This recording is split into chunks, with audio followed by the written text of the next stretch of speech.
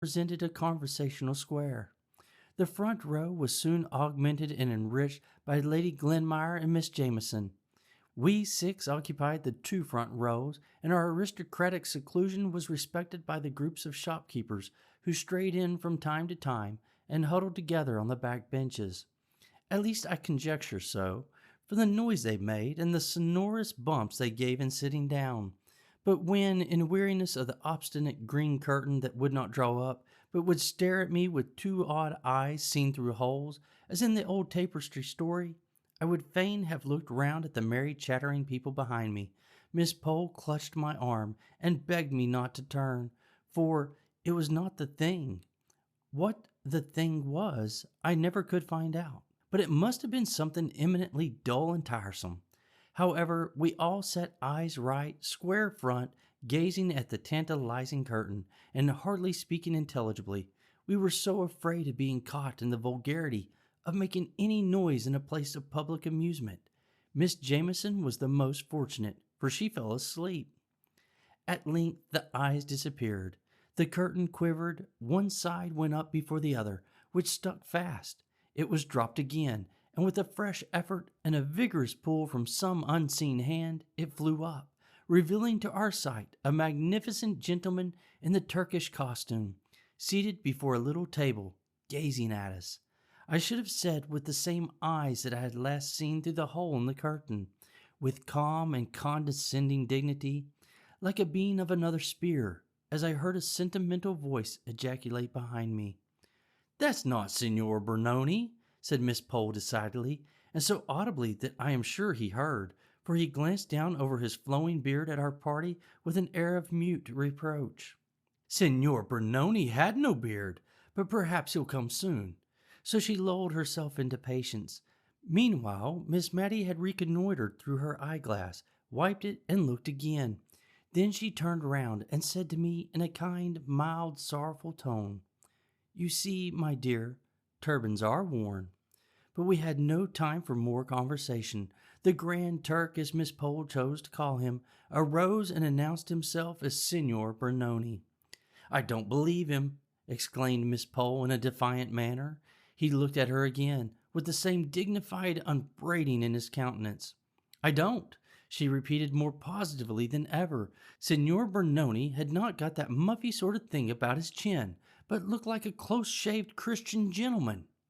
Miss Pole's energetic speeches had the good effect of waking up Miss Jameson, who opened her eyes wide, in sign of the deepest attention, a proceeding which silenced Miss Pole and encouraged the Grand Turk to proceed, which he did in very broken English, so broken that there was no cohesion between the parts of his sentences, a fact which he himself perceived at last, and so left off speaking and proceeded to action.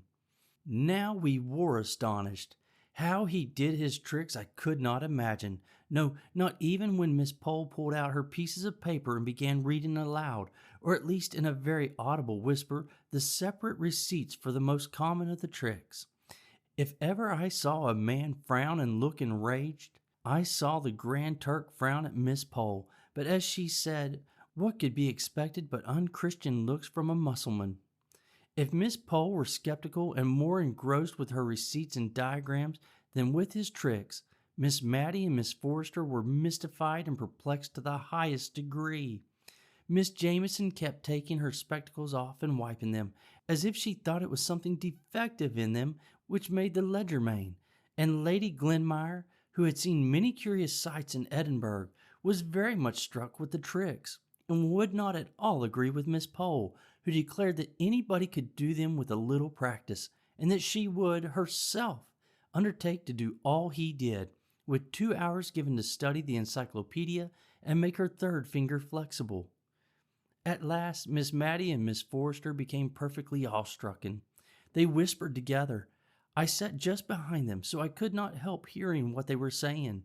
Miss Mattie asked Miss Forrester if she thought it was quite right to have come to see such things. She could not help fearing they were lending encouragement to something that was not quite. A little shake of the head filled up the blank. Miss Forrester replied that the same thought had crossed her mind. She, too, was feeling very uncomfortable. It was so very strange. She was quite certain that it was her pocket handkerchief which was in the loaf just now, and it had been in her own hand not 5 minutes before. She wondered who had furnished the bread. She was sure it could not be Dakin, because he was the churchwarden. Suddenly Miss Mattie half turned towards me. "Will you look, my dear? You are a stranger in the town, and it won't give rise to unpleasant reports. Will you just look round and see if the rector is here? If he is, I think we may conclude that this wonderful man is sanctioned by the church, and that will be a great relief to my mind." I looked, and I saw the tall, thin, dry, dusty rector sitting surrounded by national schoolboys, guarded by the troops of his own sex from any approach of the many Cranford spinsters. His kind face was all agape with broad smiles, and the boys around him were in chinks of laughing. I told Miss Mattie that the church was smiling approval, which set her mind at ease. I have never named Mr. Hayter the rector, because I, as a well-to-do and happy young woman, never came in contact with him. He was an old bachelor, but as afraid of matrimonial reports getting abroad about him as any girl of 18, and he would rush into a shop or dive down an entry sooner than encounter any of the Cranford ladies in the street. And as for the preference parties, I did not wonder at his not accepting invitations to them. To tell the truth, I always suspected Miss Pole of having given very vigorous chase to Mr. Hayter when he first came to Cranford, and not the less because now she appeared to share so vividly in his dread lest her name should ever be coupled with his. He found all his interest among the poor and helpless. He had treated the national schoolboys this very night to the performance, and virtue was for once its own reward, for they guarded him right and left, and clung round him as if he had been the queen bee and they the swarm. He felt so safe in their environment that he could even afford to give our party a bow as we filed out. Miss Pole ignored his presence, and pretended to be absorbed in convincing us that we had been cheated, and had not seen Signor Brunoni after all. Chapter 10. The Panic. I think a series of circumstances dated from Signor Brunoni's visit to Cranford, which seemed at the time connected in our minds with him, though I don't know that he had anything really to do with them. All at once, all sorts of uncomfortable rumors got afloat in the town. There were one or two robberies, real bona fide robberies. Men had up before the magistrates and committed for trial, and that seemed to make us all afraid of being robbed. And for a long time, at Miss Mattie's, I know, we used to make a regular expedition all round the kitchen and cellars every night. Miss Mattie leading the way, armed with a poker, I following with the hearth-brush, and Martha carrying the shovel and fire-irons with which to sound the alarm. And by the accidental hitting together of them, she often frightened us so much that we bolted ourselves up, all three together, in the back kitchen or storeroom, or wherever we happened to be, till when our affright was over, we recollected ourselves and set out afresh with double valiance. By day we heard strange stories from the shopkeepers and cottagers, of carts that went about in the dead of night, drawn by horses shod with felt, and guarded by men in dark clothes, going round the town, no doubt, in search of some unwatched house or some unfastened door. Miss Pole, who affected great bravery herself, was the principal person to collect and arrange these reports so as to make them assume their most fearful aspect. But we discovered that she had begged one of Mr. Hoggin's worn-out hats to hang up in her lobby, and we, at least I, had doubts as to whether she really would enjoy the little adventure of having her house broken into, as she protested she should. Miss Mattie made no secret of being an arrant coward, but she went regularly through her housekeeper's duty of inspection, only the hour for this became earlier and earlier, till at last we went rounds at 6:30, and Miss Mattie adjourned to bed soon after 7, in order to get the night over the sooner. Cranford had so long piqued itself on being an honest and moral town that it had grown to fancy itself too genteel and well-bred to be otherwise, and felt the stain upon its character at this time doubly. But we comforted ourselves with the assurance which we gave to each other that the robberies could never have been committed by any Cranford person. It must have been a stranger or strangers who brought this disgrace upon the town, and occasioned as many precautions as if we were living among the Red Indians or the French. The last comparison of our nightly state of defense and fortification was made by Miss Forster, whose father had served under General Burgoyne in the American War, and whose husband had fought the French in Spain. She indeed inclined to the idea that, in some way, the French were connected with the small thefts, which were ascertained facts, and the burglaries and highway robberies, which were rumors. She had been deeply impressed with the idea of French spies at some time in her life, and the notion could never be fairly eradicated, but sprang up again from time to time.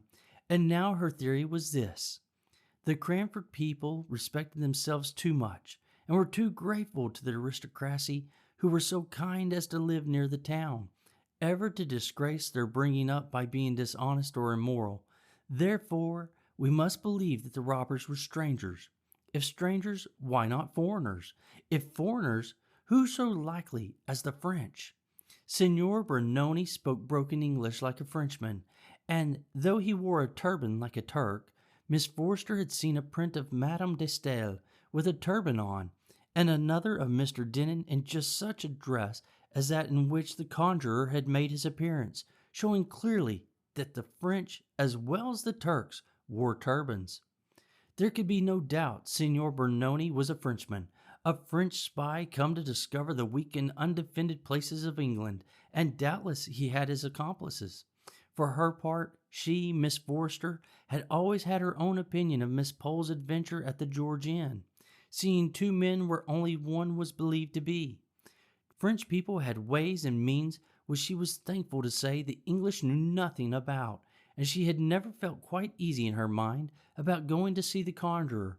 It was rather too much like a forbidden thing, though the rector was there.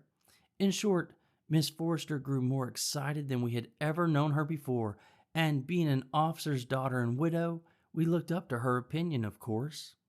Really, I do not know how much was true or false in the reports which flew about like wildfire just at this time, but it seemed to me then that there was every reason to believe that at Marden, a small town about 8 miles from Cranford, houses and shops were entered by holes made in the walls, the bricks being silently carried away in the dead of the night, and all done so quiet that no sound was heard either in or out of the house. Miss Mattie gave it up in despair when she heard of this. What was the use, she said, of locks and bolts, and bells to the windows, and going round the house every night? That last trick was fit for a conjurer. Now she did believe that Signor Brunoni was at the bottom of it. One afternoon, about 5 o'clock, we were startled by a hasty knock at the door. Miss Mattie bade me run and tell Martha in no account to open the door till she, Miss Mattie, had reconnoitered through the window, and she armed herself with a footstool to drop down on the head of the visitor, in case he should show a face covered with black crape as he looked up in answer to her inquiry of who was there. But it was nobody but Miss Pole and Betty. The former came upstairs carrying a little hand basket, and she was evidently in a state of great agitation. "Take care of that," she said to me as I offered to relieve her of her basket. "It's my plate. I am sure there is a plan to rob my house tonight. I am come to throw myself on your hospitality, Miss Mattie. Betty is going to sleep with her cousin at the George. I can sit up here all night if you will allow me, but my house is so far from any neighbors, and I don't believe we could be heard if we screamed ever so." "But," said Miss Mattie, "what has alarmed you so much? Have you seen any men lurking about the house?" "Oh, yes," answered Miss Pole. "Two very bad-looking men have gone 3 times past the house, very slowly, and an Irish beggar woman came not half an hour ago, and all but forced herself in past Betty, saying her children were starving, and she must speak to the mistress. You see, she said mistress, though there was a hat hanging up in the hall, and it would have been more natural to have said master. But Betty shut the door in her face, and came up to me, and we got the spoons together, and sat in the parlor window watching till we saw Thomas Jones going from his work, when we called to him and asked him to take care of us into the town. We might have triumphed over Miss Pole, who had professed such bravery until she was frightened, but we were too glad to perceive that she shared in the weakness of humanity to exult over her, and I gave up my room to her very willing, and shared Miss Mattie's bed for the night. But before we retired, the two ladies rummaged up, out of the recess of their memory, such horrid stories of robbery and murder that I quite quaked in my shoes.